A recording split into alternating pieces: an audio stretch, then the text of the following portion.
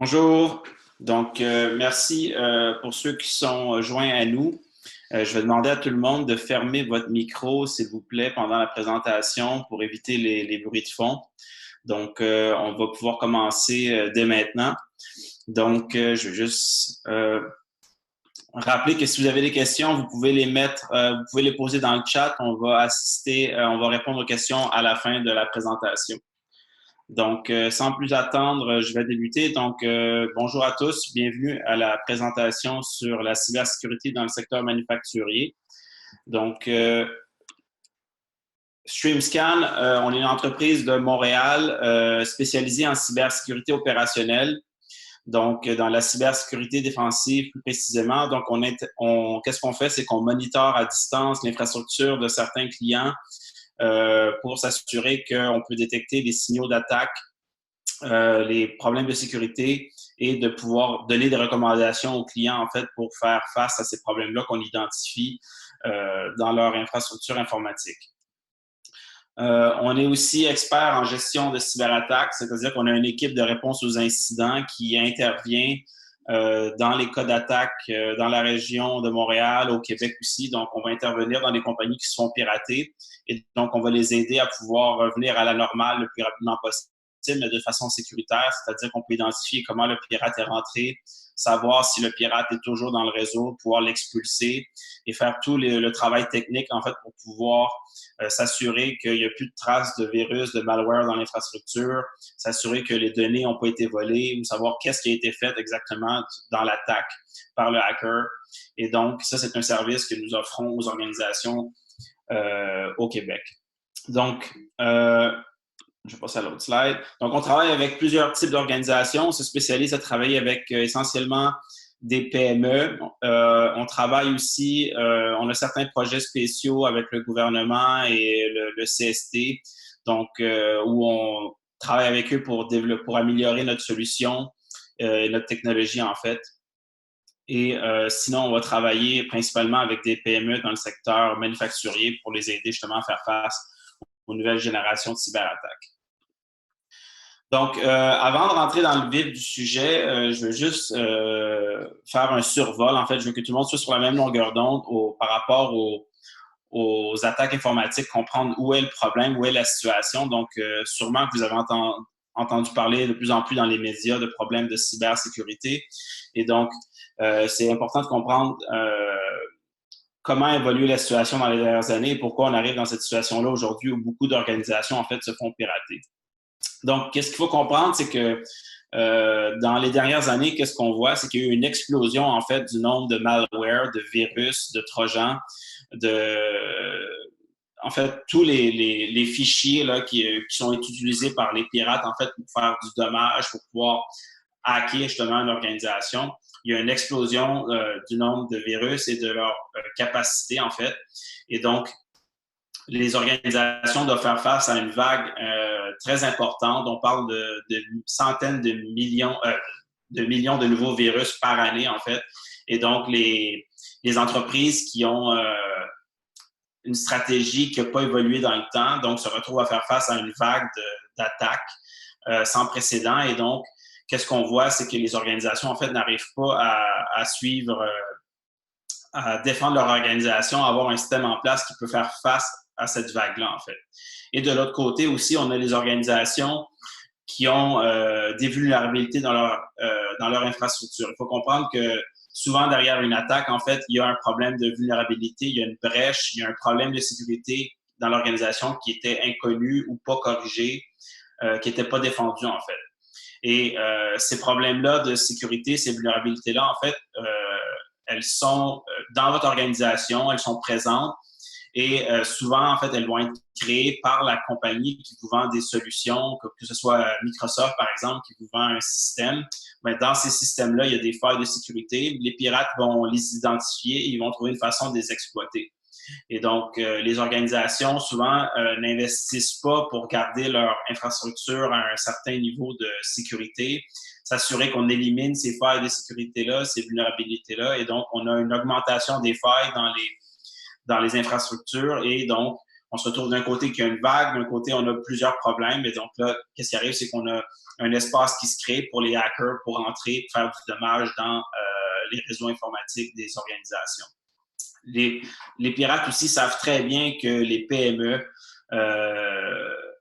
n'ont pas de pratique ou n'ont pas des mesures en place pour éliminer ces failles de sécurité-là ou ne le font pas de façon assidue. Et donc, ils savent qu'il va y avoir des problèmes de sécurité. Donc, c'est pour ça que les PME sont des cibles de choix pour les pirates informatiques. Il faut savoir aussi que 80% des attaques qu'on voit qui ont un succès dans une organisation vont utiliser une faille de sécurité qui est connue de l'organisation. Donc, si aujourd'hui vous êtes conscient d'un problème de sécurité, ben, sachez que les pirates vont l'identifier et vont pouvoir l'utiliser. C'est très commun de voir une organisation qui s'est fait hacker, qui savait le problème et qui ne l'avait pas corrigé, en fait. Et donc, ça, c'est pour la situation actuelle. Donc, on a un débalancement, en fait, au niveau de la sécurité en place dans les organisations et le nombre d'attaques, et ce qui crée que beaucoup d'organisations aujourd'hui sont vulnérables, se font hacker. Pour votre information, des organisations qui sont piratées, il y en a à tous les jours au Québec. Et il y a des cas importants à chaque semaine, des cas importants, c'est-à-dire une organisation qui se retrouve à être paralysée complètement pendant plusieurs jours parce que, par exemple, le cas le plus souvent qu'on voit, c'est l'attaque par ransomware ou quelqu'un qui va rentrer dans le réseau informatique et paralyser, en fait, les opérations en cryptant les données. Et donc ce cas-là, c'est pas quelque chose d'isolé. Quand vous voyez ce genre de nouvelles dans les médias, ben peut-être pour une nouvelle que vous voyez, il y en a une trentaine d'organisations derrière que c'est pas publicisé, ce phénomène-là. Donc, c'est pas quelque chose qui est vraiment isolé. C'est toutes les organisations sont à risque de se faire pirater. Et donc, avant de rentrer dans le vif du sujet sur la cybersécurité en mode pour le secteur manufacturier, on a cru bon aussi faire un petit retour pour les organisations qui étaient en mode télétravail. Malgré qu'aussi qu'il y a beaucoup d'entreprises dans le secteur manufacturier qui sont passées en mode télétravail aussi, où l'équipe de gestion travaille de la maison. Donc, on a cru bon de vous faire un bref survol sur les risques qu'il y a dans le mode télétravail et les pistes de solutions. Donc, je vais laisser Karim, qui est le chef de la cybersécurité chez StreamScan, vous présenter cette section-là. Donc, à toi, Karim. Merci, Frédéric.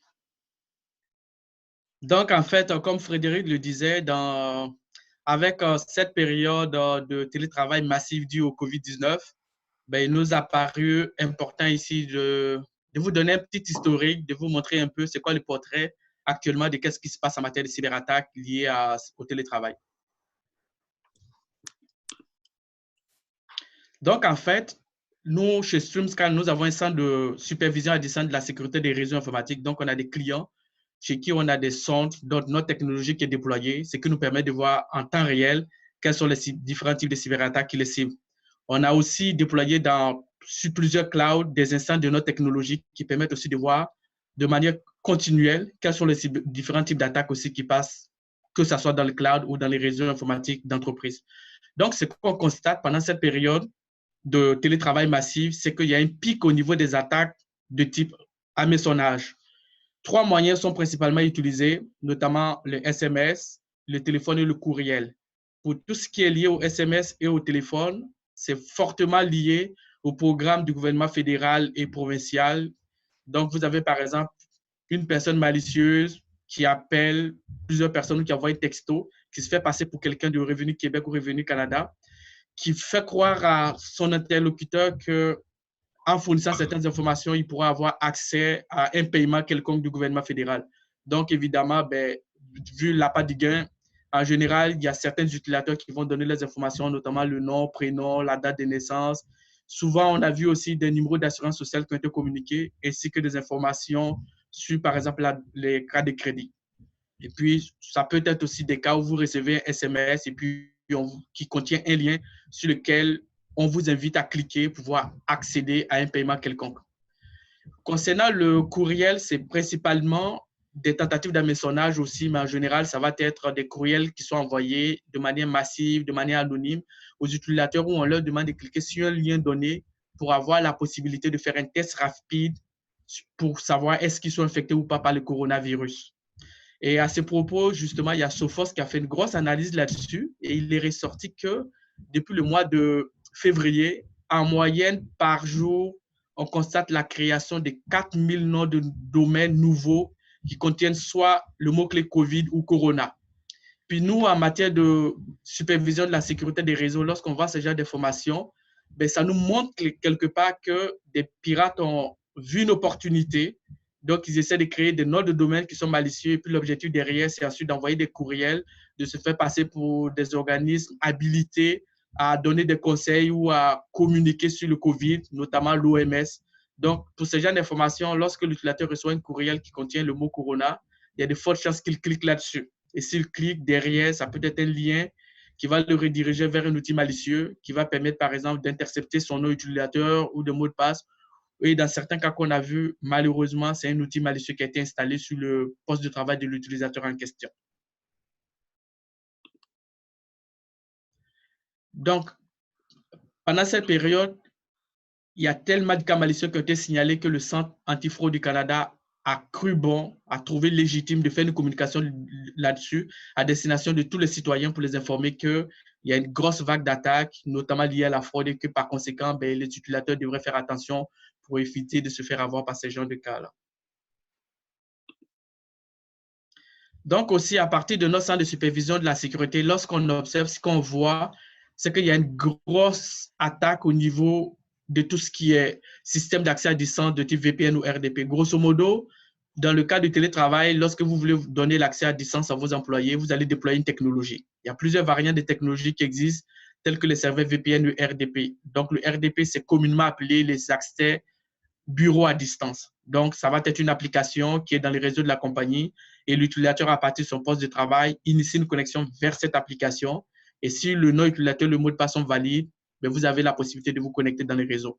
Donc, on constate qu'il y a une grosse attaque qui concerne ce genre de système-là. En réalité, ce n'est pas parce que les pirates ont décidé de manière exprès de les attaquer, mais puisque c'est des nouveaux types d'applications qui apparaissent sur Internet, derrière, contrairement à ce qu'on peut penser, ce n'est pas des humains qui lancent toutes les attaques. Nous, on constate qu'on a autour de 99% des attaques qui sont lancées par des robots. Donc, ça va être des petits logiciels ou des applications qui tournent en continu sur Internet, 24 heures sur 24, 7 jours sur 7, non-stop. Et si vous avez une nouvelle application de type VPN ou RDP qui apparaît en ligne, ben, ils vont le trouver. Dès qu'ils le trouvent, ils vont ensuite essayer de trouver des vulnérabilités qui sont sur ces systèmes. Et si les vulnérabilités sont trouvées, ben, ces robots ont même la capacité de pouvoir les exploiter aussi. Donc aussi, on va constater aussi pendant cette période-là des attaques de type brute force. Grosso modo, une attaque de type brute force, c'est le pirate utilise un logiciel qui va essayer des combinaisons quasi infinies de noms utilisateurs de mots de passe qui va cibler vos systèmes et son objectif, c'est de pouvoir trouver un mot de passe qui est valide dans votre réseau afin de pouvoir prendre le contrôle de votre système. Et une fois que le pirate arrive à rentrer dans votre réseau, ben, il a l'attitude de faire tout ce qu'il veut. Il peut par exemple infecter des systèmes par un ransomware ou il peut passer du temps dans votre réseau pour passer de machine en machine pour essayer de trouver des cibles qui sont d'intérêt pour lui. Et dès qu'il trouve ces machines qui sont d'intérêt, ben, il peut par exemple faire de l'exfiltration de données ou réaliser d'autres actions malicieuses. Bon, entre autres types d'attaques aussi qu'on constate, c'est les cas de ransomware, notamment le ransomware Ryuk, qui est apparu l'année dernière, qui a fait beaucoup de dégâts en 2019 et qui cette année aussi est l'un des ransomware qui est le plus actif. Donc, pendant cette période de télétravail, nous, on continue encore d'intervenir sur des cas de ransomware et dans plusieurs cas qu'on constate, c'est le ransomware Ryuk. Et ce type de ransomware rentre dans les réseaux principalement par une attaque par hameçonnage. Vous recevez un courriel, l'utilisateur clique sur le courriel, il y a un fichier malicieux qui s'installe sur sa machine, qui a la capacité de pouvoir infecter sa machine et ensuite de balayer le réseau informatique pour trouver d'autres cibles en étant de pouvoir se propager. Puis, entre autres types de ransomware qu'on a vu aussi pendant cette période, on a Crysis Dharma et on a aussi Sodinokibi. On a aussi vu pendant cette période de télétravail massif beaucoup de compromissions de comptes Outlook dans le cloud. Donc, aujourd'hui, si vous utilisez par exemple Office 365 dans le cloud et que la connexion de vos employés se fait via un autre utilisateur et un mot de passe uniquement, sans que par exemple vous n'ayez à recevoir une chaîne de caractères quelconque qui vous envoie par SMS, il y a de très fortes chances que vous soyez peut-être actuellement piraté sans que vous ne vous en rendez compte. Donc, dans ce genre de cas, en général, comment les pirates font pour pouvoir compromettre vos boîtes Outlook, souvent, ça va être découvert par hameçonnage, ou dans certains cas, ça va être des informations qui vont être achetées sur le dark web. Grosso modo, au cours des années précédentes, vous l'avez sûrement vu passer dans les médias, vous avez Yahoo, on a LinkedIn qui ont été piratés ou d'autres sites. Donc, les noms utilisateurs, les mots de passe ont été collectés. Puis, ces informations se retrouvent en vente sur le dark web. Donc, si vous n'avez pas l'habitude de changer vos mots de passe, ou si vous utilisez le même mot de passe pour vos comptes personnels que pour vos comptes d'entreprise, il y a de fortes chances que si ces informations sont achetées par une personne malicieuse, elle peut essayer de se connecter sur votre compte et puis elle va pouvoir le faire. Et puis à ce propos, nous, ça nous arrive lorsqu'on fait les cas de réponse aux incidents et qu'on pose la question aux employés qui ont été infectés ou dont les comptes ont été compromis. En général, le message qui nous revient, c'est que les employés en question n'utilisent pas le même mot de passe pour le compte personnel et pour le compte d'entreprise. Alors que lorsqu'on pousse les investigations, on se rend compte que ils utilisent le même mot de passe. Donc, ça peut se comprendre lorsqu'on est face à un cas d'incident. Le premier réflexe des employés, c'est de se protéger. Donc, ils ont tendance à dire dans certains cas que le mot de passe n'est pas le même alors qu'en réalité, c'est le même mot de passe. Donc, ça, c'est des informations que vous ne pouvez pas valider. Donc, il vous revient à vous de vous donner les moyens de pouvoir vous assurer que les employés n'utilisent pas le même mot de passe pour les accès personnels que pour les accès d'entreprise. Et puis, pour cela, la meilleure chose à faire, c'est de passer par de la sensibilisation, de manière régulière pour qu'ils comprennent qu'il y a des risques qui sont liés à cela et qu'ils ne devraient pas le faire. Autre chose qu'on constate aussi, ce sont les attaques par déni de service. Évidemment, puisque vous avez de nouveaux systèmes critiques, donc les systèmes d'accès à distance qui apparaissent sur Internet, les robots les scannent, ils les trouvent et dès qu'ils les trouvent, les attaques par déni de service vont arriver ensuite. Et puis l'objectif de ce type d'attaque, c'est de saturer vos systèmes de telle sorte qu'ils ne soient plus capables de répondre.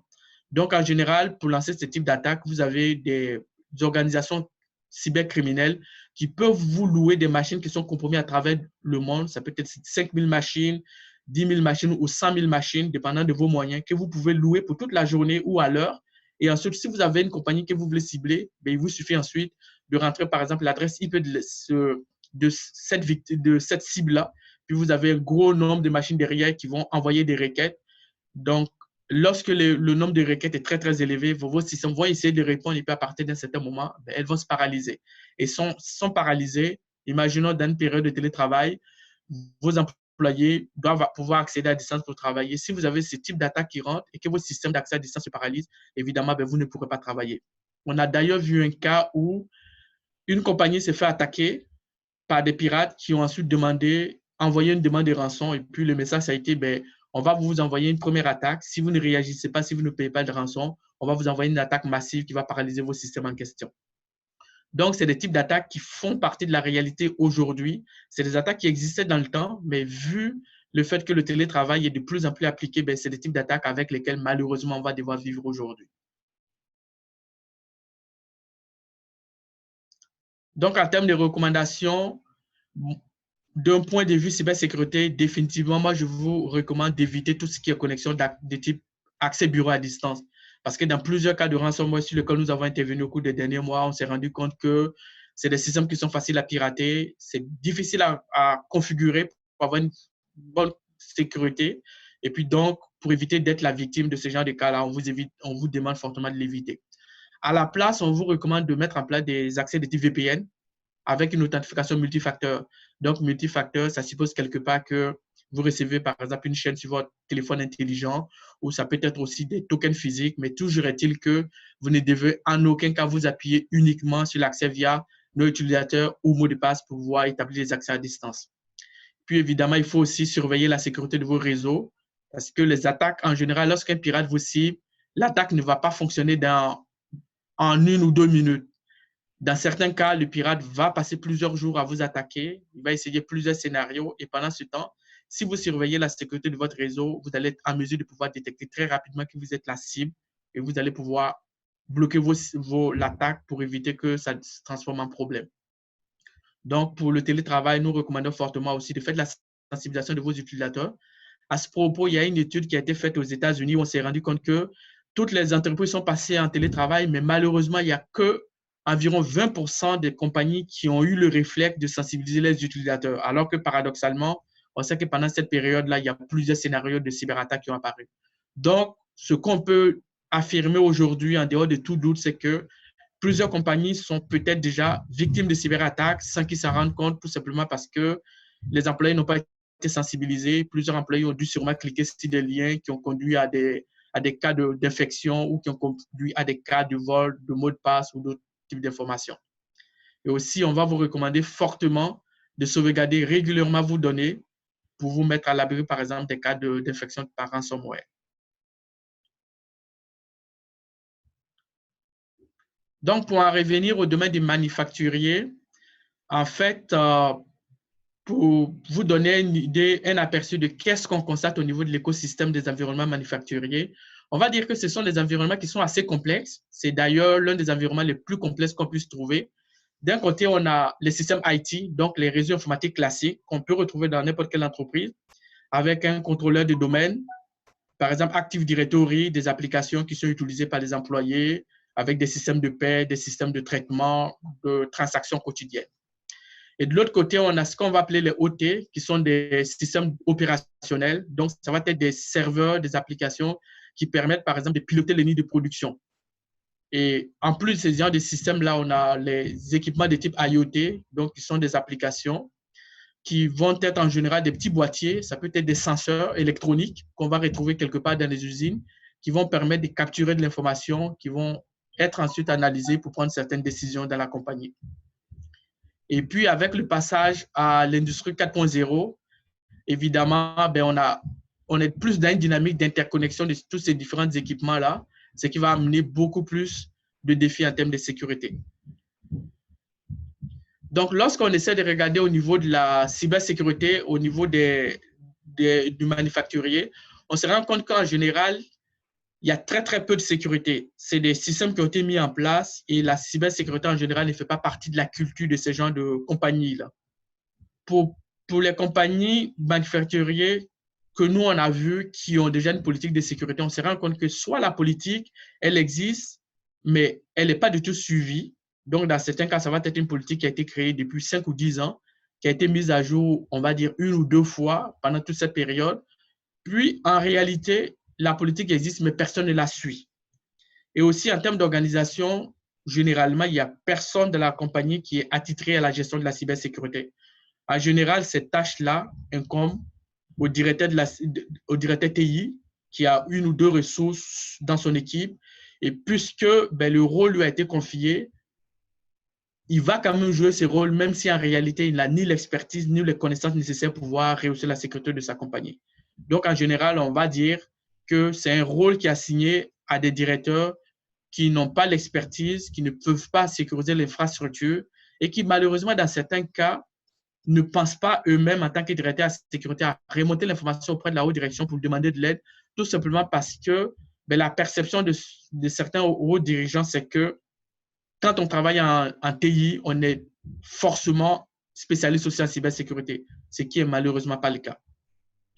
Aussi, dans ce type d'environnement, ce qu'on voit, c'est que les industries manufacturières ne connaissent pas du tout quels sont les principaux risques de sécurité qui peuvent les cibler.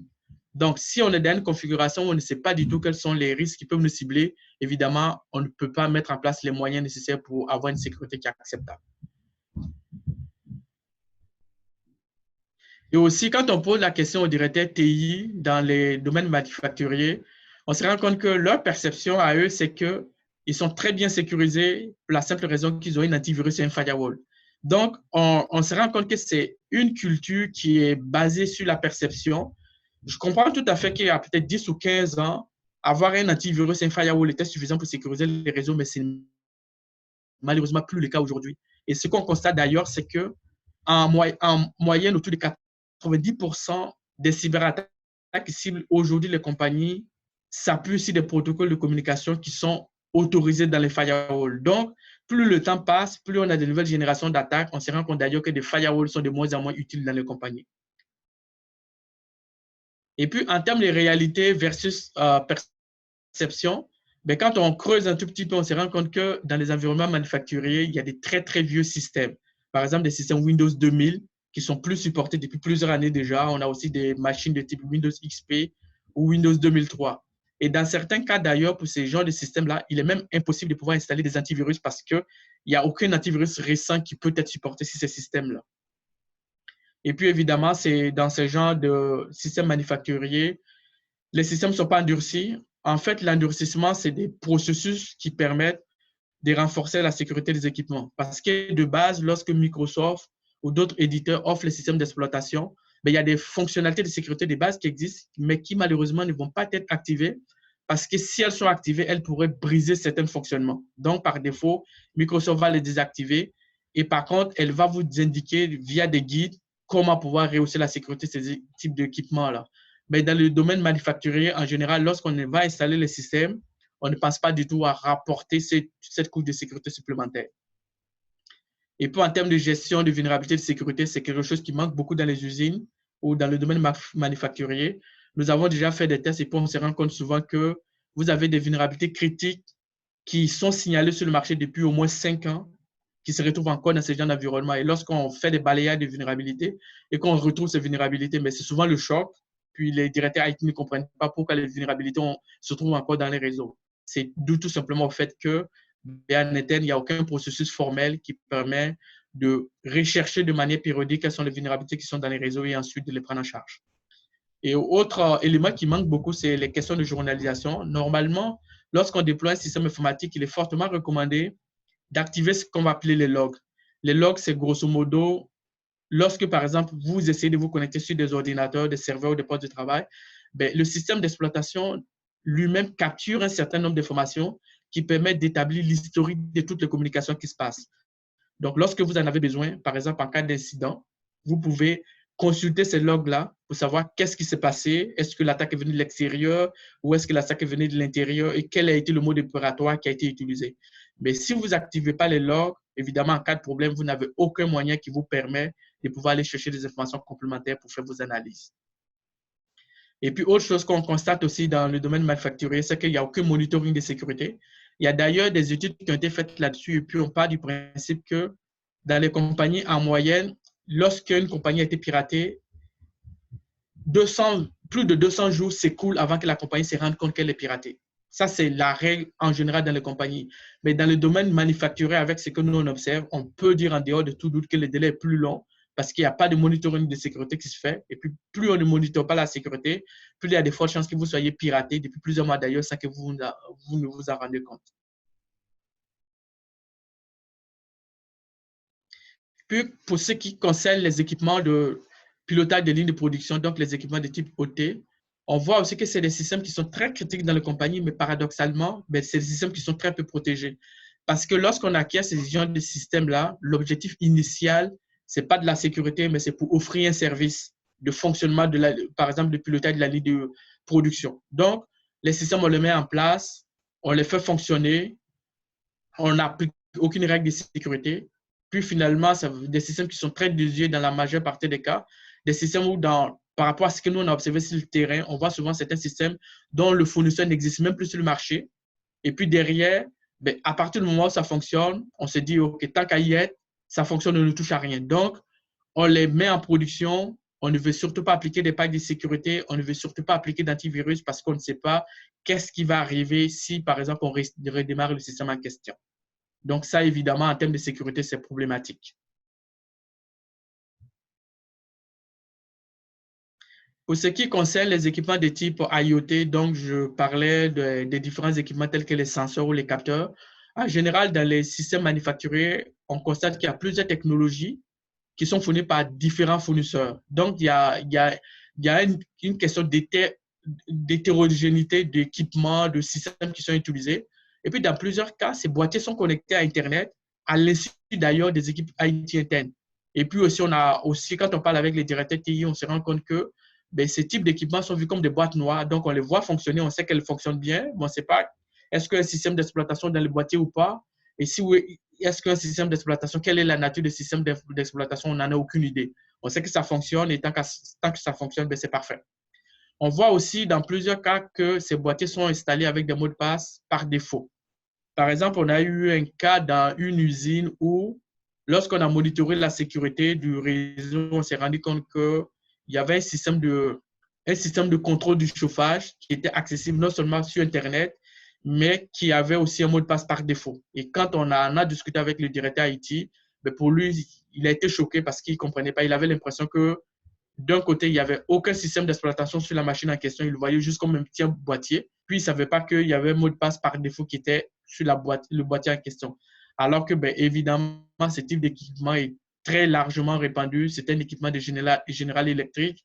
Et puis, dans la documentation que nous, on a trouvée sur Internet, on a même trouvé le mot de passe par défaut qui était dans ce document. Donc, heureusement, pour cette usine que nous avons pu détecter l'information très rapidement parce qu'elle aurait pu être trouvée par des pirates à l'extérieur qui auraient pu exploiter cette faille-là pour pouvoir prendre le contrôle des systèmes.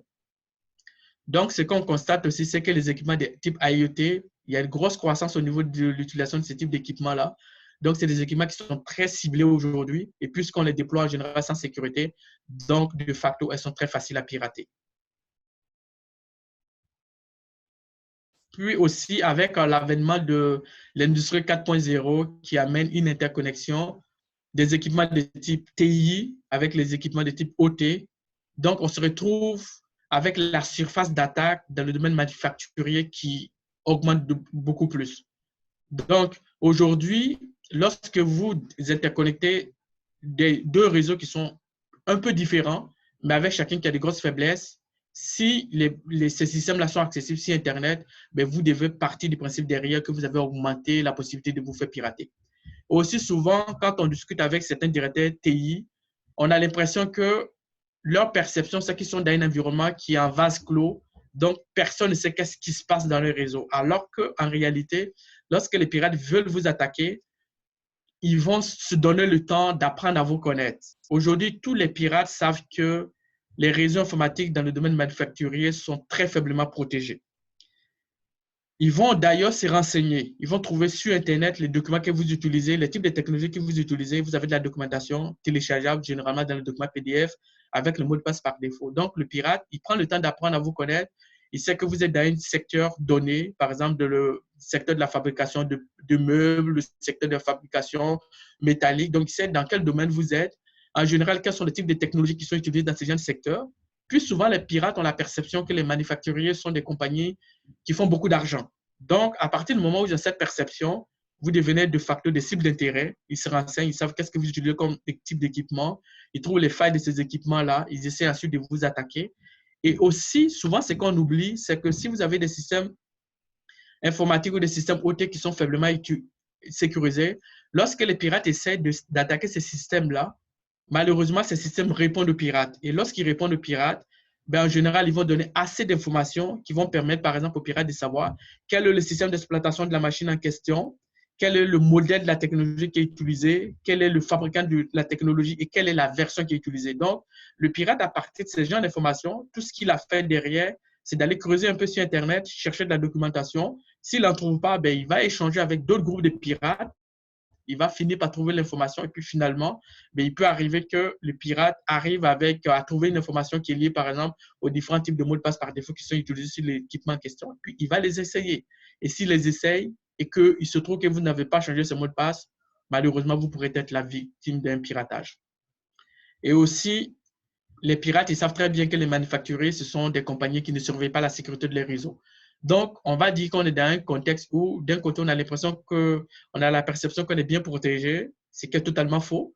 Mais en même temps, on ne sait pas du tout qu'est-ce que les pirates savent de nous, alors qu'en réalité, les pirates ont beaucoup d'informations, ce qui les permet d'avoir toujours une longueur d'avance lorsqu'ils veulent élaborer une attaque qui va cibler ces genres de compagnies dans le domaine manufacturier.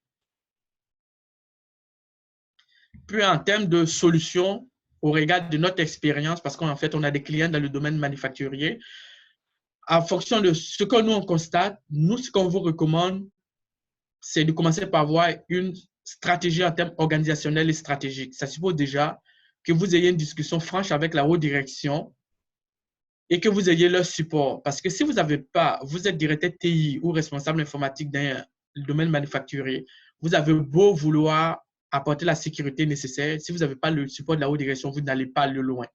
Donc, on vous recommande de vous donner les moyens de pouvoir parler avec la haute direction, de les sensibiliser quant à l'importance de faire de la cybersécurité. Une fois qu'ils sont sensibilisés, une fois qu'ils comprennent les défis, c'est d'ensuite avoir leur support. Donc, en général, ça va être un courriel qui va être envoyé par le membre de la haute direction qui va informer tout le personnel que désormais, la cybersécurité est considérée comme étant vital pour la compagnie et que par conséquent, la haute direction appelle l'ensemble des employés à appuyer l'équipe TI dans ces initiatives de rehaussement de la sécurité. Une fois que vous avez ce support, c'est déjà un très bon pas. On va vous demander ensuite de nommer un responsable de la sécurité. Ça peut être le responsable de la sécurité TI, mais sur cette casquette cybersécurité, on va le lui donner de manière officielle. Ça suppose aussi que derrière, cette personne soit imputable. Le fait que ce responsable de la sécurité soit imputable va faire en sorte que le jour qu'il y a un problème qui se passe dans la compagnie, par exemple, un cas d'intrusion, elle doit assumer la responsabilité qui lui a été donnée. Donc, dès que vous avez la responsabilité de pouvoir assurer la sécurité, ça suppose derrière que vous identifiez quels sont les budgets qui sont nécessaires ou quels sont les moyens qui sont nécessaires pour assurer cette sécurité. Vous travaillez ensuite en tandem avec la haute direction pour que les moyens soient trouvés pour que vous puissiez faire la sécurité.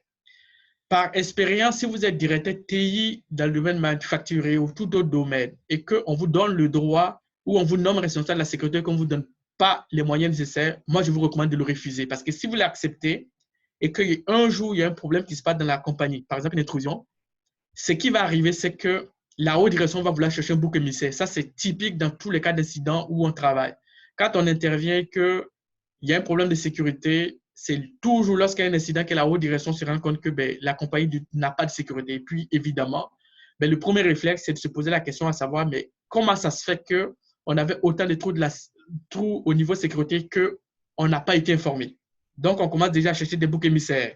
Et puis, évidemment, malheureusement, dans plusieurs cas, à partir du moment où la haute direction réalise que la sécurité n'était pas adéquate et que même si l'équipe TI avait remonté l'information plusieurs fois pour faire un signalement, de facto, on se retrouve dans une dynamique où il y a bris de confiance. Et s'il y a bris de confiance entre la haute direction et l'équipe TI, malheureusement, il y a des choix qui vont être faits et dans plusieurs cas que nous, on le sait sur le marché, c'est le directeur TI qui va quitter la compagnie. Soit elle va se faire immerser par la haute direction ou le directeur TI va finir par se rendre compte plus tard que il n'y a plus de confiance, la confiance est rompue et que ses décisions ou ses demandes ne sont plus écoutées par la haute direction. Donc, le directeur TI va finir par quitter la compagnie en question. Donc, ça, c'est juste pour vous donner des détails sur le fait que lorsque vous êtes imputable de la sécurité, il vous revient aussi d'expliquer à la haute direction c'est quoi les tenants et les aboutissants de cette responsabilité et surtout que vous ayez les moyens de pouvoir remplir le mandat qui vous a été confié. Et aussi, en termes de solutions, une fois que vous avez l'accord de la haute direction, il va falloir que vous définissiez un cadre de gouvernance de la sécurité. Donc, le cadre de gouvernance de la sécurité, c'est grosso modo l'ensemble des éléments qui sont nécessaires pour déterminer où est-ce que vous en êtes aujourd'hui en termes de sécurité, où est-ce que vous voulez partir en termes de cybersécurité. Et puis, donc, une fois que vous avez mis ça en place, on va passer à la partie structure opérationnelle. Donc, ça suppose derrière que vous définissez au niveau technologique, au niveau processus, au niveau procédure, qu'est-ce que vous devez mettre en place pour réussir votre sécurité. Donc, pour commencer cette partie stratégique et tactique, la première chose à faire, c'est de connaître quels sont vos principaux risques. Donc, ça suppose que vous fassiez un exercice en interne pour identifier quels sont minimalement le top 10 des différents types de cyber-risques qui peuvent vous cibler. Par exemple, aujourd'hui, tout le monde sait que les cas de ransomware font partie de la réalité de la cybercriminalité aujourd'hui. Donc, les cas de ransomware doivent être l'un des top risques pour toutes les compagnies dans le domaine manufacturier. On sait aussi qu'on a des systèmes qui sont critiques, par exemple les systèmes de pilotage des lignes de production, et que si, par exemple, une attaque par déni de service cible ce type d'infrastructure, il pourra avoir une paralysie, donc un arrêt de vos systèmes de production. Donc, les attaques de type DDoS vont être aussi un risque que vous devez considérer. En top 3, ça peut être par exemple le fait aussi que si un pirate prend le contrôle de vos systèmes, il pourra avoir une exfiltration de données qui sont confidentielles. Donc, vous faites cet exercice-là, vous identifiez le top 10 de vos risques et surtout pour chacun des risques que vous avez identifiés, on va les classifier par niveau d'impact. Donc, les risques qui ont le plus d'impact, si elles sont réalisées, vont être pris en charge immédiatement. Ceux qui ont un impact qui est relativement moyen vont être traités par exemple, d'un délai de 6 mois ou 1 an. Mais ce qui est important ici, c'est de vous assurer qu'en tout temps, les principaux risques de sécurité sont identifiés et surtout que vous avez mis en place les moyens nécessaires pour pouvoir les traiter. Et une fois que vous avez identifié et traité vos risques de sécurité, on va vous recommander aussi d'avoir un plan de continuité d'activité. L'idée ici, c'est de se dire, on a mis en place des mesures de sécurité, on pense qu'on s'est amélioré notre sécurité, mais par contre, au cas où un jour, il y a un cas d'incident qui se produit, est-ce qu'on est a encore en mesure de pouvoir continuer nos opérations? Donc, ces plans, ça va être un plan B, on va dire, que vous devez tester de manière régulière pour vous assurer que le jour que vous allez avoir un problème, ben, vous allez être en mesure de pouvoir l'activer, le plan rapidement et pouvoir continuer vos opérations. Aussi, on va vous recommander de segmenter votre réseau en deux parties. Dans une première partie, vous allez avoir tous les systèmes qui sont très récents. Par exemple, dans les usines, j'en conviens, on en trouve encore des systèmes qui sont très récents. Par exemple, des systèmes d'exploitation Windows 2019, 2016, qui ont une bonne sécurité, mais qui cohabitent aussi avec des systèmes qui sont très désuets. Donc, on va segmenter le réseau de manière physique ou de manière logique. En général, ça va être de manière logique. D'un côté, vous avez les systèmes qui ont une sécurité qui est raisonnablement acceptable, et de l'autre côté, vous avez les systèmes qui sont désuets. Et donc, à partir du moment où vous êtes capable de segmenter votre réseau en deux parties, donc vous allez ensuite mettre le focus sur le monitoring de la partie qui est pas du tout sécuritaire, de telle sorte que s'il y a une attaque qui les cible, mais vous soyez capable de les détecter très vite pour pouvoir prendre les mesures nécessaires pour contrecarrer les cyberattaques. Et aussi, dans le domaine manufacturier, ce qu'on constate, c'est que puisqu'on a plusieurs types de technologies qui sont éparses, qui sont hétérogènes dans les réseaux, souvent, les équipes TI n'ont aucune visibilité sur l'écosystème ou l'ensemble des équipements qui sont dans les réseaux. Donc, je vous recommande fortement, dans l'une de vos priorités, c'est de mettre en place les moyens qui vont vous permettre d'avoir une visibilité à 360 degrés de tout ce qui est utilisé dans votre réseau comme équipement, que ce soit des équipements OT, des équipements IT ou des équipements de type IoT. Donc, une fois qu'on a la visibilité à 360 degrés, on a le portrait global, on va ensuite monitorer cette infrastructure de telle sorte que lorsque vous avez un de ces équipements dans votre écosystème qui est la cible de cyberattaque, ben vous soyez en mesure de pouvoir détecter l'événement très, très vite pour prendre les mesures qui s'imposent pour que, en réalité, la sécurité soit faite de manière adéquate.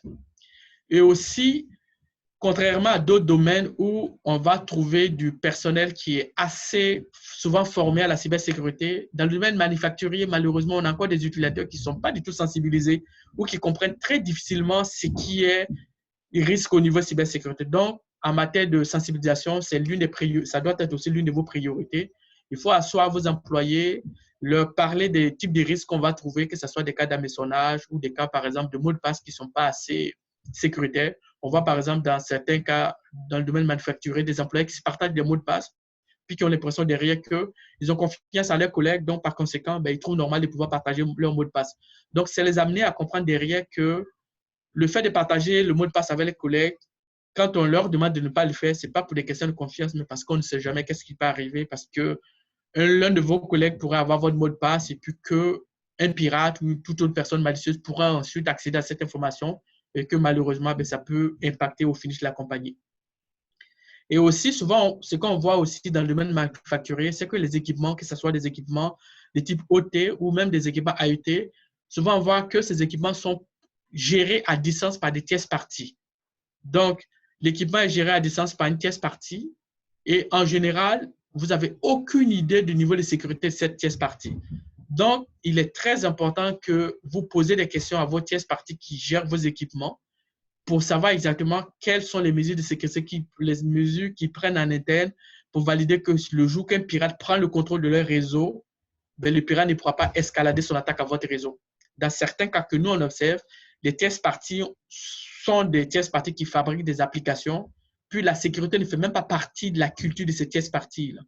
Donc, certaines tierces parties vont partager le mot de passe entre leurs employés, puis souvent, c'est des mots de passe par défaut qui ont un niveau de complexité qui est très, très faible. Donc, il vous revient de leur poser des questions. Vous avez le droit d'envoyer un questionnaire à votre fournisseur pour leur demander de vous dire est-ce qu'ils ont, par exemple, un système de détection d'intrusion dans leur réseau. Est-ce qu'en interne, ils font, par exemple, de la sensibilisation de leurs employés ou est-ce que, par exemple, les comptes utilisés par chacun des employés sont des comptes qui sont personnalisés? Est-ce que les employés changent régulièrement leurs mots de passe? Mais ils vont vous remplir votre questionnaire. Ensuite, vous allez analyser le questionnaire pour voir est-ce que le niveau de sécurité de cette tierce partie correspond à ce que vous attendez d'eux ou pas. Et si ce n'est pas le cas, vous avez le droit de leur demander d'améliorer la sécurité conditionnellement au fait que ben, s'ils ne veulent pas prendre les mesures nécessaires, malheureusement, ben, vous allez arrêter de faire affaire avec eux. Et dans plusieurs cas sur lesquels nous, on a travaillé, lorsque vous envoyez ce genre de demande aux fournisseurs, ben, ils réalisent et puis ils sont de bonne foi. C'est juste parce que ça ne fait pas partie fortement de leur culture. Mais lorsque vous posez les questions, lorsque vous les expliquez c'est quoi le contexte, ben, en général, ils réalisent et ils vont changer leurs habitudes ou leurs méthodes pour s'aligner avec vos demandes. Donc, il ne faut surtout pas hésiter de faire ces demandes-là à vos tierces parties avec lesquelles vous collaborez. Puis aussi, dans les environnements manufacturiers, on se rend compte que, je le disais tantôt, souvent on trouve des vulnérabilités qui existent dans les compagnies depuis plus de 5 ans. Donc, on vous recommande de mettre en place un plan de gestion de vulnérabilité. Grosso modo, vous devez, ça demande de la rigueur, j'en conviens, mais c'est très important. Vous devez faire de la vigile sécurité. Ça suppose par exemple que vous vous inscrivez sur les bulletins de Microsoft, de Checkpoint, de Cisco ou de General Electric ou de Siemens, de telle sorte que lorsqu'il y a une vulnérabilité majeure qui est signalée sur des types d'équipements que vous utilisez, vous recevez un courriel. Vous allez ensuite analyser le courriel pour voir est-ce que la vulnérabilité existe sur des systèmes ou des équipements que vous utilisez en interne. Si vous les avez, vous déterminez en fonction du niveau de sévérité de ces vulnérabilités un plan qui va vous permettre d'appliquer les correctifs si elles existent, de telle sorte que vous rehaussez de manière continue la sécurité de vos systèmes. À ce propos, d'ailleurs, ce que je dis souvent à certains directeurs TI dans le domaine manufacturier, c'est que malheureusement, le domaine manufacturier est l'un des domaines où la sécurité est la plus mauvaise possible, on va dire, et malheureusement, vous devez faire le deuil d'avoir une sécurité qui est optimale. Parce que de par la conception déjà des infrastructures manufacturières, vous allez toujours avoir des systèmes qui sont désuets. Donc, vous devez en faire le deuil. Partez toujours du principe que dans votre réseau, vous n'allez jamais pouvoir être sécurisé de manière optimale. Donc, le réflexe que vous devez avoir derrière, c'est de dire, en partant de cette limitation, qu'est-ce que je peux faire derrière pour être sûr, par exemple, de détecter les cyberattaques qui vont nous cibler. Mais si vous refusez d'admettre cette réalité-là, que vous vous dites que vous pouvez vous battre pour faire changer, par exemple, tous les systèmes utilisés pour les lignes de production et puis venir à des systèmes qui sont conçus en 2019-2020, ça ne marchera pas du tout. Donc, faites-en le deuil, partez du principe que vous allez toujours avoir des failles de sécurité dans votre réseau, puis transformer cette dynamique-là en allié, puis aller chercher des mesures supplémentaires qui vont vous permettre d'avoir une sécurité qui est acceptable malgré cette contrainte que vous avez. Et aussi, autre chose qu'on voit dans les systèmes, dans les domaines manufacturiers, c'est les systèmes qui sont vieux, qui sont encore dans les réseaux à l'insu des équipes TI. Souvent, ça va être par exemple une application qui fonctionnait depuis plusieurs années. Puis ensuite, on décide de passer soit dans le cloud où on acquiert une nouvelle technologie. Mais puisqu'on n'est pas du tout bien organisé en termes de cybersécurité, on oublie à la mise en production de la nouvelle solution, on oublie de décommissionner l'ancien système qui continue encore de rouler dans les réseaux. Donc, pas de patch, pas de mise à jour, rien du tout, l'équipement oublié, pas de changement de mot de passe. Et puis derrière, ces systèmes continuent à se faire attaquer par des pirates. On a eu par exemple un cas où, dans le domaine manufacturier, une compagnie a décidé de migrer l'un de ses systèmes sensibles dans le cloud, et puis elle a oublié de décommissionner le système depuis au moins 3 ans. Donc, il y avait des attaques qui rentraient contre ce système qui a été oublié. Lorsqu'on les a alertés, au départ, ils ne savaient même pas que le système existait dans les réseaux. Et lorsqu'on a fait les investigations, c'est là qu'ils se sont rendus compte qu'ils ont eu un oubli. Donc, la règle ici, c'est de mettre en place un processus formel de décommissionnement des systèmes. Grosso modo, comment ça doit fonctionner? Vous mettez en place un nouveau système, une nouvelle service, une nouvelle application.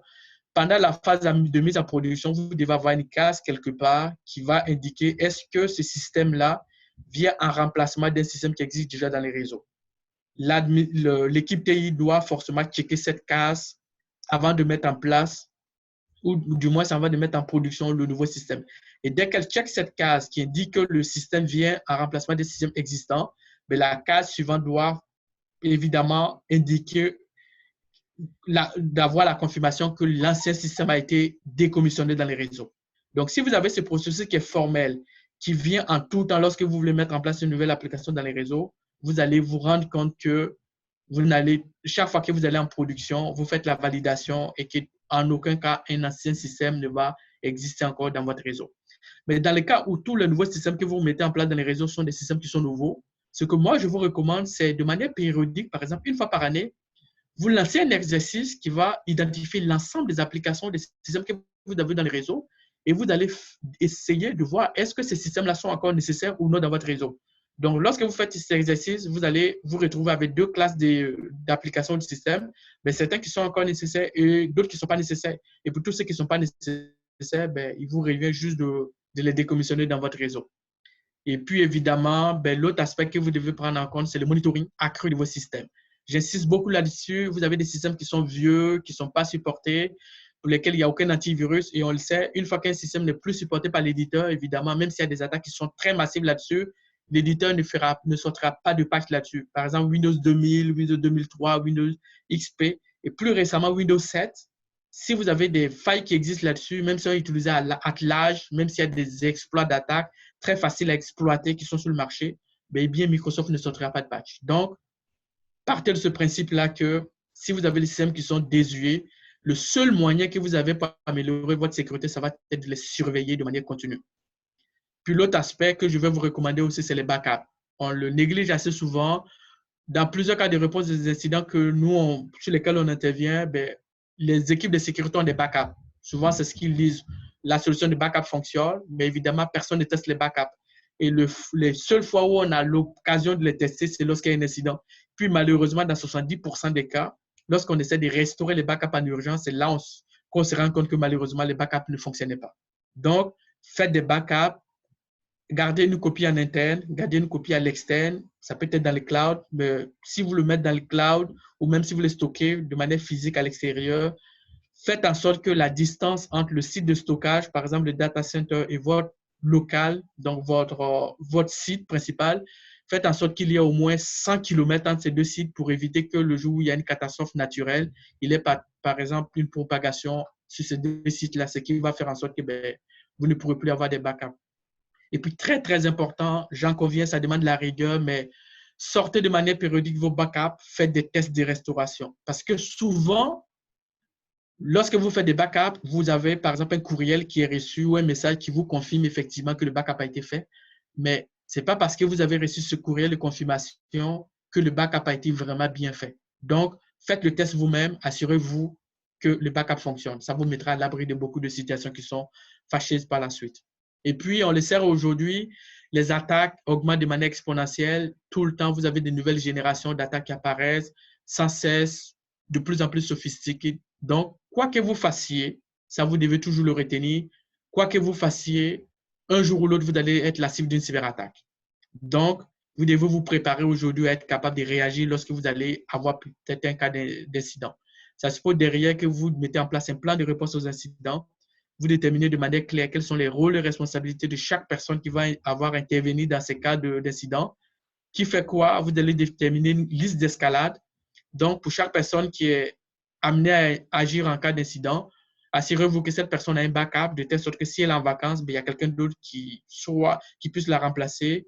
Former tout le monde, tous ceux qui sont censés faire partie de ce plan de réponse aux incidents. Mettez en place aussi une cellule de crise pour gérer les incidents majeurs.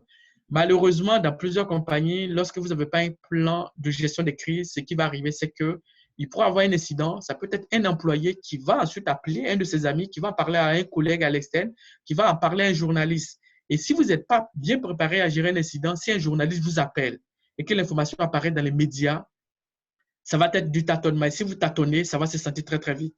Donc, avoir toujours un plan de gestion de crise avec une personne qui est désignée pour gérer la crise, avec une personne qui est désignée pour gérer les communications, soit en interne ou à l'externe avec les médias, par exemple, ça va vous aider beaucoup à pouvoir être beaucoup plus efficace lorsque vous allez être la cible d'une cyberattaque. Et puis, évidemment, une chose est de définir un plan de réponse, mais une autre est de la tester de manière régulière pour s'assurer que lorsque c'est nécessaire, vous allez être capable de réagir.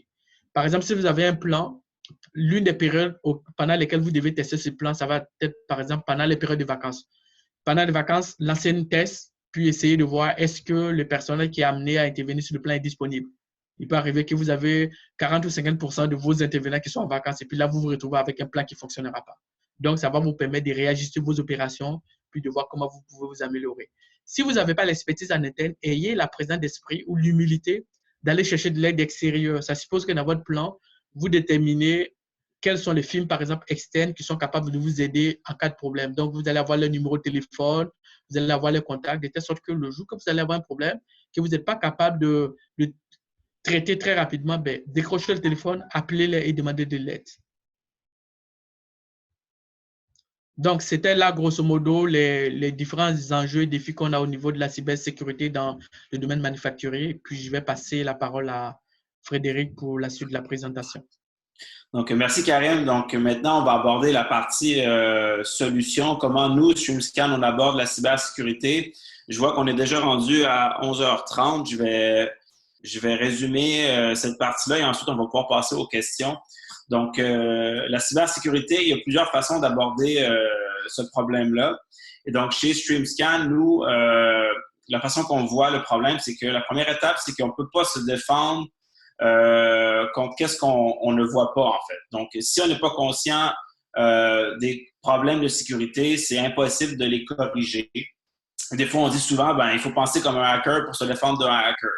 Donc, nous, on part de cette idée-là ici et on applique ça, en fait, aux organisations avec qui on travaille pour les aider justement à éliminer les problèmes de sécurité dans leur organisation.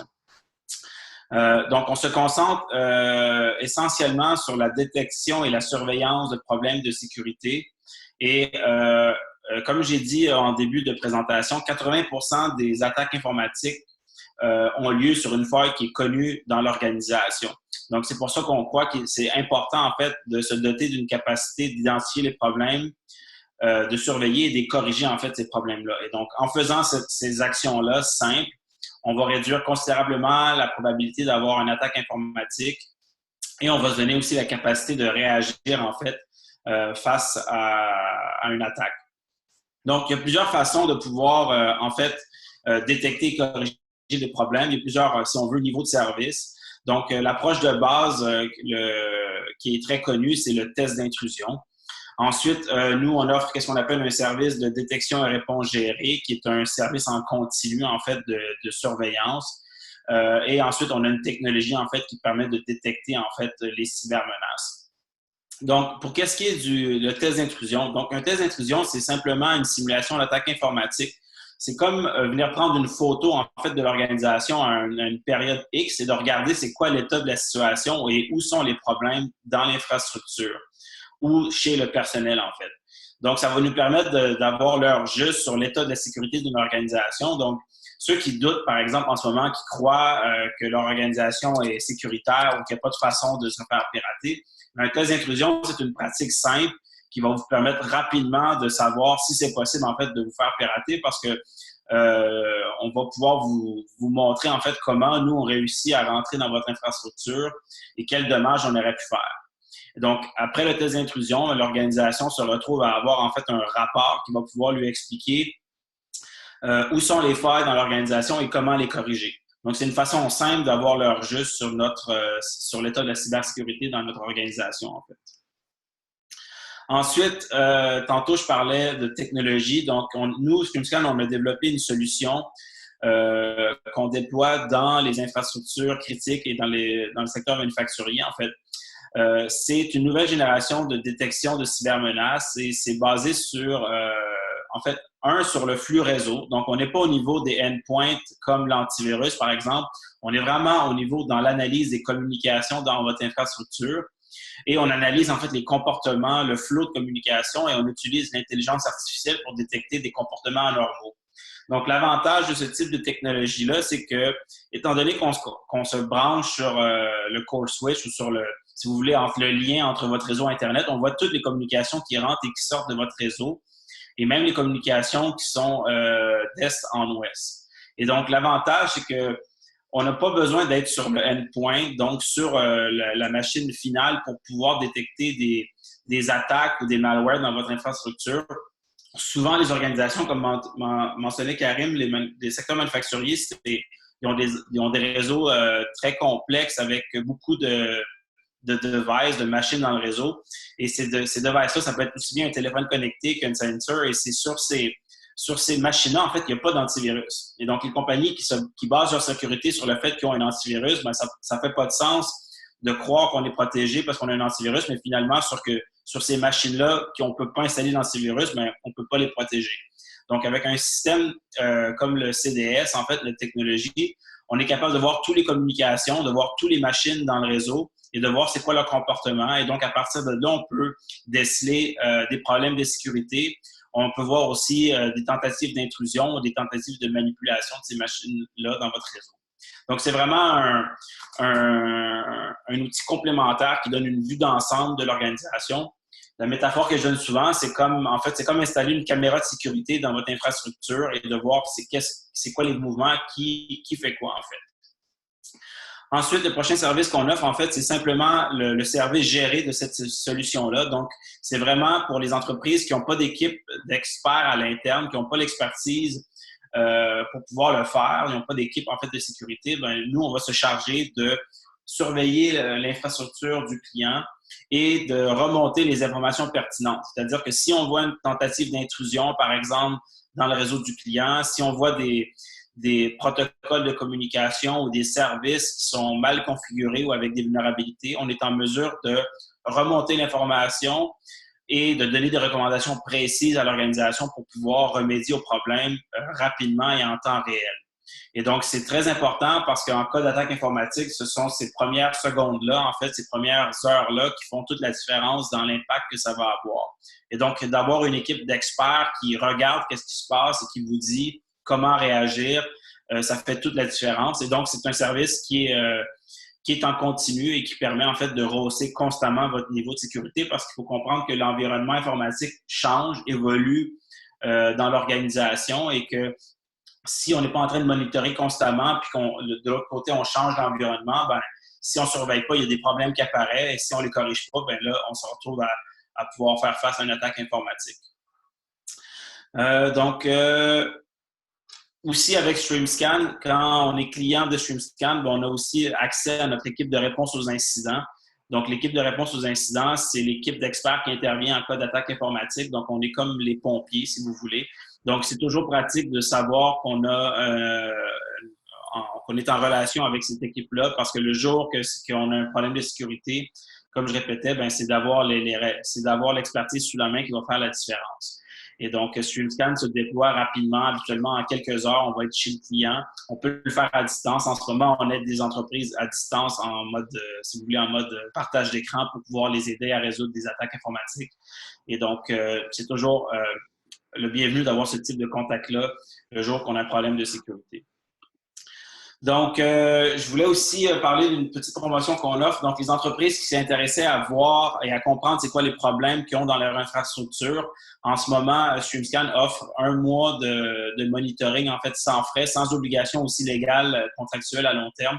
Donc, c'est vraiment nous qui va déployer la technologie. Ça prend quelques heures à déployer et on va pouvoir donner à l'entreprise l'heure juste et lui démontrer des problèmes de sécurité et des attaques qui ciblent leur organisation en ce moment et leur donner des mesures pour remédier à ces problèmes-là. Donc, s'il y a des organisations qui sont intéressées par ce service-là, ça va nous faire plaisir de vous montrer comment notre technologie peut vous aider. Donc, si vous avez des questions, vous pouvez écrire à l'adresse courriel que vous voyez à votre écran, info@streamscan.ai. Pour qu'est-ce qui est de la présentation, en fait, de mon côté, c'est terminé. J'ai une question ici qu'on a reçue. Donc, je vais demander à Karim d'y répondre. Donc, quelqu'un voudrait savoir quelle est la fréquence conseillée pour les changements de mot de passe des postes dans une entreprise, en fait. Karim? Oui. En fait, justement, c'est une très belle question parce que pour ceux qui l'auront remarqué, l'année dernière, Microsoft a sorti un avis qui indiquait que le changement de mot de passe des utilisateurs était inefficace, donc par conséquent, ils ne le conseillaient plus. Donc, avant cela, la règle dans les compagnies, c'était que dans la politique de sécurité par défaut que Microsoft fournissait, c'était que les employés devaient changer le mot de passe tous les 45 jours. Mais sur le marché, l'une des périodes raisonnablement utilisées, c'est 90 jours. Donc, ça, c'est ce qu'on appliquait avant que Microsoft arrive avec ce nouvel avis. Donc, grosso modo, aujourd'hui, effectivement, lorsqu'on analyse les choses de plus près, en général, la complexité des mots de passe, lorsque vous avez 2 mots de passe qui utilisent la même règle de complexité, ça suppose que même si vous le changez de manière périodique, ben, si un pirate vous attaque, le temps qu'il mettra pour craquer le mot de passe est le même. Donc, vous n'avez pas un intérêt à le changer de manière périodique. Ce que nous, on recommande aujourd'hui en fonction de ça, c'est que vous devez arrêter de changer votre mot de passe. Mais par contre, plutôt que d'utiliser des mots de passe de 7 ou 8 caractères, il faut que vous allez vers ce qu'on va appeler les phrases secrètes. Donc, une phrase secrète, ça va être une phrase qui a au moins 20 caractères de long. Ça peut être une chaîne, une phrase que vous connaissez, que vous seul connaissez. Ça doit évidemment pas être un mot qui vient du dictionnaire, mais plus il est long, plus la possibilité qu'un système informatique, le crack est très faible. Donc, je vous recommande de laisser tomber les mots de passe classiques et de passer à des phrases secrètes très longues. Et puis là, vous avez l'avantage de ne pas pouvoir les changer. Mais j'en conviens aussi dans les compagnies, souvent pour des questions de conformité à PCI ou à d'autres cadres de gouvernance qui existent, qui sont aujourd'hui un peu en retard par rapport à la réalité des cyberattaques. Mais on va continuer encore de vous recommander de changer le mot de passe de manière périodique. Si tel est le cas et que vous êtes obligé de le faire pour être conforme, faites-le. Mettez un délai moyen de 45 jours, 90 jours, mais derrière, sensibilisez vos employés et dites-leur que la meilleure chose à faire, c'est de passer à des phrases secrètes. Ensuite, Karim, on a une question de quelqu'un qui demande pour la gestion des mots de passe, là, quand on a beaucoup de mots de passe, comment on fait pour gérer ça entre les mots de passe du bureau et personnel, en fait? Est-ce que vous avez des trucs? Ça reste un gros défi derrière. Idéalement, il faudrait séparer les mots de passe professionnels des mots de passe personnels. Ça, ce qu'on conseille toujours, ça, c'est ce que tous les employés disent qu'ils font, mais la réalité, c'est que très peu de gens le font en réalité. Donc, si vous avez plusieurs mots de passe, évidemment, si vous utilisez des phrases secrètes, ça va être plus facile. Imaginons que vous avez une belle phrase secrète, vous pouvez même les réutiliser par plusieurs applications et puis ça ne causerait pas de problème. Mais dans le cas où vous utilisez les mots de passe, des mots de passe de 8 caractères ou 10 caractères de long, ce que je veux vous recommander, c'est d'utiliser, il y a des applications qui existent, par exemple KeyPass ou Password Safe. Ça va être des applications dans lesquelles vous pouvez enregistrer vos mots de passe. Puis ensuite, vous allez utiliser un mot de passe maître qui va vous permettre de protéger ce genre d'applications-là. Mais par contre, évitez d'avoir un document de type Excel dans lequel vous allez enregistrer vos mots de passe, quitte à ce que vous les protégez ensuite avec un mot de passe maître. Parce que le document Excel, il y a beaucoup d'outils qui existent sur Internet que vous pouvez utiliser pour craquer le mot de passe d'un document Excel en 1 seconde. Parfait, merci. Prochaine question. Pour la surveillance du réseau avec l'AI, est-ce qu'il y a beaucoup de faux positifs? Oui, il y a beaucoup de faux positifs. C'est pour ça justement que lorsque nous on déploie nos technologies dans les réseaux d'une compagnie, on leur dit clairement, au début, la technologie va modéliser le comportement normal de votre réseau. Puis ensuite, tu vas détecter tous les signes qui sont douteux, donc toutes les anomalies. On a eu par exemple le cas d'une compagnie qui est dans le domaine du développement logiciel où un technicien s'était déplacé à l'extérieur pour un travail, une intervention. Donc, la technologie a détecté une grosse quantité de données qui sortaient. Puis, quand on l'a signalé à la compagnie, ben, ils ont fait les investigations en interne. Ils nous ont dit ensuite que ben, c'était un technicien qui est sorti pour un travail. Donc, ça fait partie de l'usage normal. Donc, on a tagué l'information comme étant info positive. La technologie s'est réentraînée. Puis, les prochaines fois que les mêmes types d'événements s'est passé, ben, il n'y a aucune alerte qui a été élevée. Donc, au début, vous allez avoir un volume de faux positifs qui est assez élevé, donc on va dire des cas d'anomalie, mais il vous revient de vous asseoir ensuite, de les contextualiser, de les taguer comme étant des faux positifs ou des cas réels, de telle sorte que la technologie ou toutes les technologies d'intelligence artificielle, lorsqu'elles s'entraînent une deuxième puis une troisième fois, ben, elles soient capables de pouvoir monter en compétence de telle sorte qu'avec le temps, ben, le taux de faux positifs baisse de manière drastique. Donc oui, au début, vous allez avoir un gros volume, mais plus le système va s'entraîner, plus le temps va passer, puis plus vous allez revenir à la normale. Parfait, merci. Dernière question. Comment on peut se protéger contre des cyberattaques orchestrées par des robots? Comment, comme vous l'avez mentionné lors de votre présentation? Ben pour vous protéger contre les cyberattaques qui sont orchestrées par des robots, malheureusement, il faut que vous fassiez de la détection, prévention d'intrusion, que vous regardiez en continu quelles sont les attaques qui vous ciblent. Parce que si vous ne le faites pas, vous avez souvent, par exemple, des compagnies qui monitorent la sécurité de leurs réseaux juste pendant les heures ouvrables, alors que les robots tournent 24/7. Donc, il pourrait y avoir une attaque qui passe dans la nuit. Et puis, malheureusement, si vous n'êtes pas là, ben si vous n'observez pas, vous n'allez pas pouvoir détecter. Donc, le seul moyen pour vous de vous protéger contre les attaques de ce genre, c'est de faire une analyse, monitoring en continu de la sécurité de votre infrastructure. J'ai quelqu'un qui demande aussi qu'est-ce qu'on peut mettre en place pour la sécurité des infrastructures de type non classifié NIS 800-171.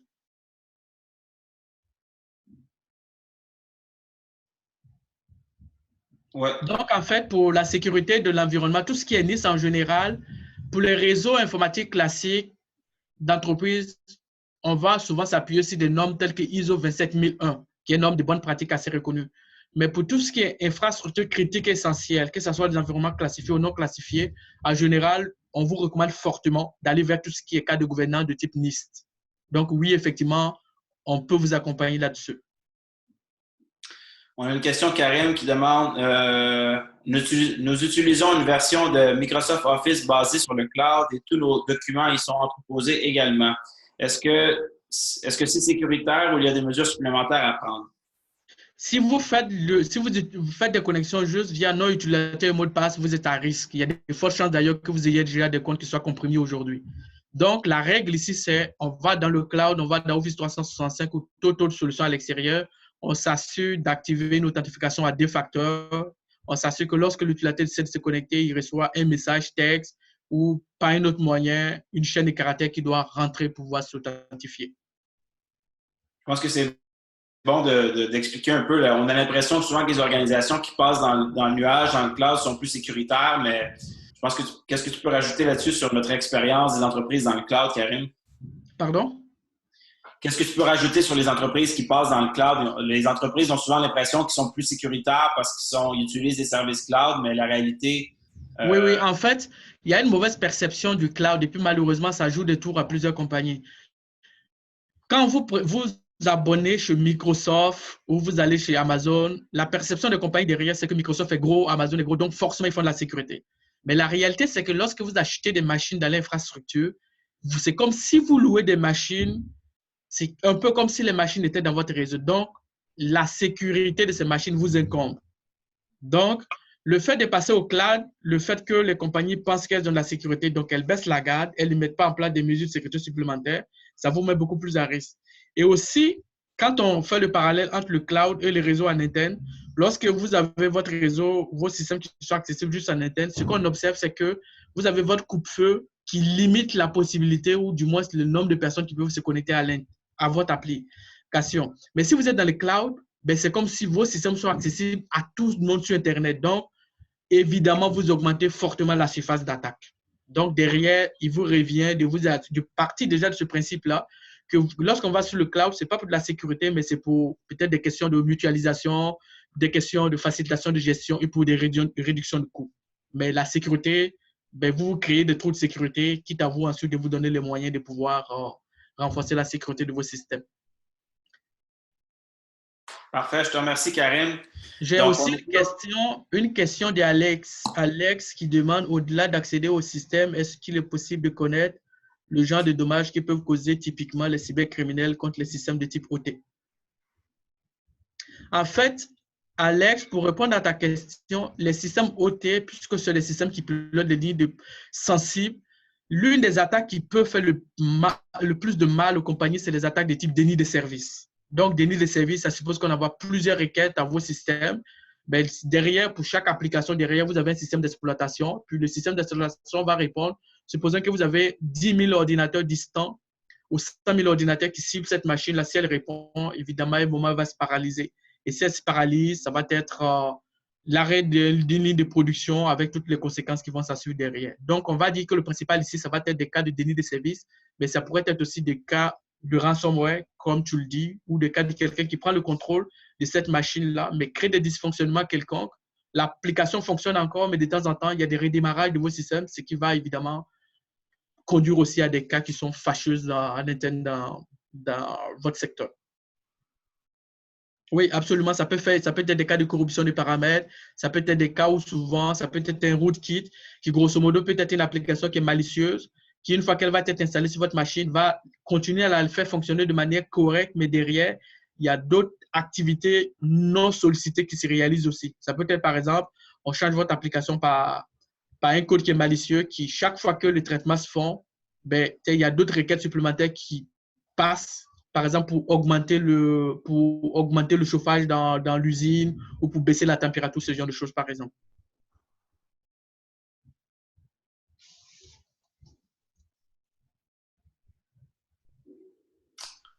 Parfait. Merci, Karim. On arrive à la fin de la présentation. Est-ce qu'il y a d'autres questions? Donc, s'il n'y a pas d'autres questions, je vais remercier tout le monde d'avoir participé. On a un peu dépassé.